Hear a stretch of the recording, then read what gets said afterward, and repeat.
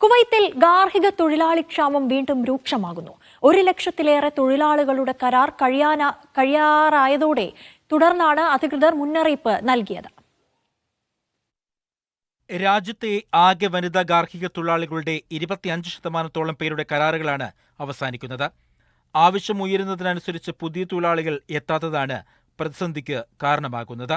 റമദാൻ വരുന്നതോടെ ഗാർഹിക തൊഴിലാളികളുടെ ആവശ്യം ഉയരും. വിദേശ റിക്രൂട്ടിംഗ് ഏജൻസികൾ സഹകരിക്കാത്തതാണ് പ്രതിസന്ധിക്ക് കാരണമെന്ന് ഗാർഹിക തൊഴിലാളികളുമായി ബന്ധപ്പെട്ട വിദഗ്ധൻ ബസ്ലാം അൽ ഷമാരി പറഞ്ഞു. റിക്രൂട്ട്മെന്റ് നിരക്ക് മറ്റു രാജ്യങ്ങളുമായി താരതമ്യം ചെയ്യുമ്പോൾ കുറവായതാണ് ഏജൻസികളെ പിന്തിരിപ്പിക്കുന്നത്. ഏഷ്യൻ തൊഴിലാളികളുടെ റിക്രൂട്ടിംഗിന് 1,200 ദിനാർ മുതൽ 1,400 ദിനാർ വരെയാണ് മറ്റ് ഗൾഫ് രാജ്യങ്ങളിലെ നിരക്ക്.